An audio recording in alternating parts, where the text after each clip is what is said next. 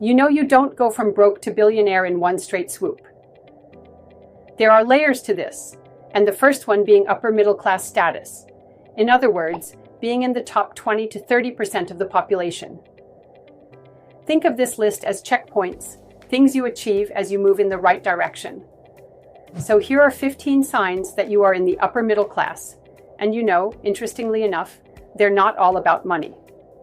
Welcome to MoneyWise Mentor, the place where future billionaires come to get inspired. Number 1, you have another source of income other than your main one, but you would struggle to live off of it. Now, most people work for money, but the rich make their money work for them. This is pretty well known by this point. So what if you're in the upper middle class? Well, you're somewhere in between. You do still rely on your main source of income, your job, but you probably have money invested, which brings you some income. It might be in property that you're renting out. You own stocks that pay dividends. You post content to make money from ads. You have something that brings in additional revenue.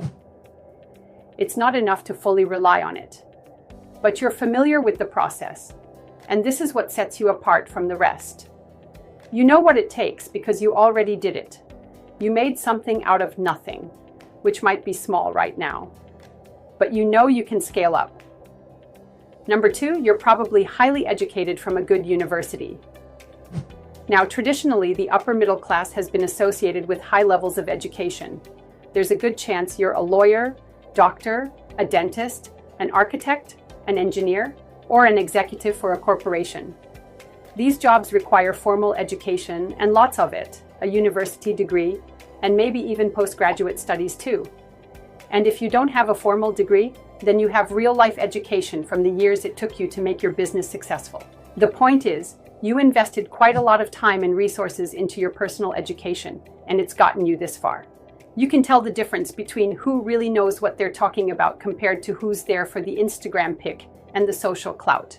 Number 3, you like what you do and you take pride in it. A lot of people spend their week waiting for the weekend because that's when their life has any kind of meaning. But you probably don't have this problem because you're highly qualified, and that means you're probably motivated by what you do, even passionate about it, and you enjoy it. An architect will be passionate about buildings from the design side and the math side too. And the owner of a local business will be passionate about the business they've built up. There is a strong correlation between life and happiness and being engaged in activities that match your abilities and challenge you appropriately. And this gives you a competitive advantage because you actually like what you're doing. Number 4, you're mobile. You've moved around more than others.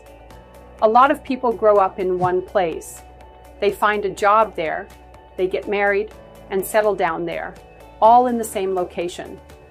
That's because it's the easiest option. But you don't exactly take the easiest path either, do you?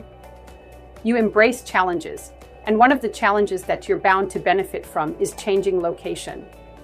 This could include moving far away to study at the best university you could get into, and when you're asked to do a transfer at work, possibly to a different country, you jump at that opportunity. Why? Well, because you know what it'll bring to you professionally and also what you'll learn about the world outside of the bubble you grew up in. And having more knowledge of the world will broaden your horizons, and you know this leads us perfectly to the next item on our list. Number 5, you have a high amount of cultural capital. Now, this might be a new term to you, but it's a concept everybody is aware of at some level. So, cultural capital means your broader knowledge of the world, knowledge that you can apply to your work, your social interactions, and your free time pursuits. This knowledge makes you stand out from the crowd, but not just that, it makes you socially more mobile too. It could include what you know about arts and literature and how you talk or dress in a way that makes you come across as sophisticated without being pretentious or fake. Rich. It could include your well-honed communication skills. You're articulate. You get your point across and people like to hear you talk. Number 6, you can identify and appreciate quality and utility. People are often obsessed with branded goods. They spend so much of their lives buying things they don't need to impress people they don't like with money. They don't even have a lot of people fall for this trap, but not you. You learn to appreciate what quality actually is. Long-lasting utility. All of your things have purpose. There's a good reason. They're there, they keep you creative, productive, and authentic. Number 7, you don't buy things on credit. Now this relates to our last point too. A lot of people want to have things they just can't afford. It makes them feel more secure and gives them the illusion that they belong to the social group they aspire to, when in reality they can't quite reach. And so they go into debt, making a payoff between the illusion of wealth and months or years of installments to pay it off in the future. Now, if you're upper middle class, this probably isn't true for you. You see credit as a financial instrument to increase your wealth. Number 8, you go on holiday to expensive locations, but you do shop around a bit for deals. So nowadays, more than any other time in history, people have a wider number of holiday destinations to choose from that are within their budget. But there are a few desirable spots that are out of reach for most people's pockets. And while a lot of people can afford to visit other continents on once in a while, it's strictly once in a while, and dream destinations like Bali, Thailand, or Mexico are probably a rare, even once-in-a-lifetime treat for the upper middle class. These dream locations are more accessible and may feature on your list of regular getaways rather than one-off dream holidays.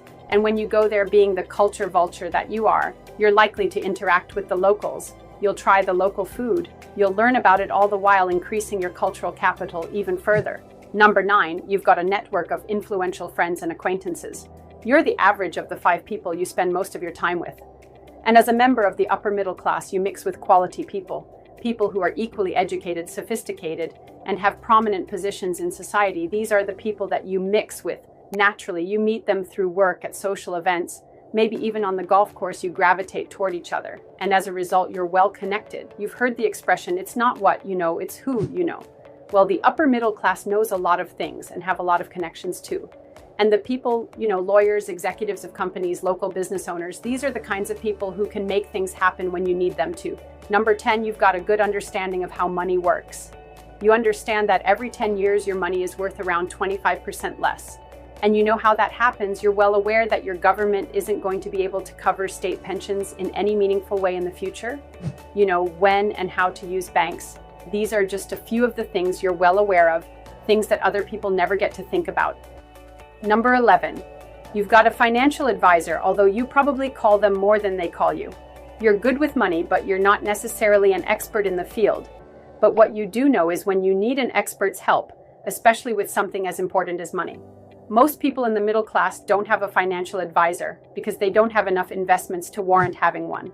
But like the truly rich, you do have one. The only difference is the truly rich are at the top of every financial advisor's list of people to call. You're not their top priority, so you call them more often than they call you. But you know they'll still come through for you and make good on your investments. Number 12, you've got a healthy lifestyle. You make smart choices. These choices have gotten you to where you are, and you make the same kind of smart choices about food, exercise, and anything else that affects your health. You're less likely to smoke or binge on junk food. You probably have a membership at a gym or other sports club, and of course, private health care. You know that to perform your best, you need to be healthy, so naturally, you prioritize your health. Number 13, you are privately educated, and if you moved into this group, your children probably will be. Now, of course, the top 20% of earners want their children to stay in that bracket, so you'll want to give them whatever opportunities you can to do this. And paying for private school is one of the best ways. Now, we mentioned that most of the upper middle class need to be highly educated to do the jobs they do. And that's reflected in the fact that you value education, and you'll spend a significant portion of your money on it as a result. Number 14, your children can afford the unpaid internships. Now, your kids won't be born with a silver spoon in their hand, but they'll probably afford some time to figure out who they are and what they want to do in life, without the pressure of the immediate future. They can spend a summer making no money, but learning a lot. They'll probably join team sports because you know that getting along with people is a massive competitive advantage later in life. They'll probably afford to try as many things as possible because you've got them covered. Number 15, you're comfortable with who you are and where you are. You're happy with where you are, and you don't have anxiety about it. You don't overanalyze it, and you don't need to give yourself a label to increase your perceived worth. You know you have enough, and you know you also have all it takes to level up if that's what you desire. Being content with where you are doesn't mean you always have plans for more and bigger achievements in life. But it does mean you don't need to pretend to be something that you're not, or obsess about where you are on the social ladder. You have a sense of well-being with who you are. And of course, for those of you who always stick with us until the end, we've got a bonus for you. And today's bonus is you are valuable to society. Now, usually there are two types of people that end up in the upper middle class, those who can build things and those who can fix things. And since most people can't be bothered to do either of those things, there's always room at the top for those who do. And on top of that, knowing how to build or fix things is also a prerequisite for achieving financial freedom. If there's one big takeaway from this video, it is this. As long as you learn how to create, how to build, how to improve, and how to make the lives of those around you slightly better, the world will reward you. We'll see you back here next time. Until then, take care, my friend.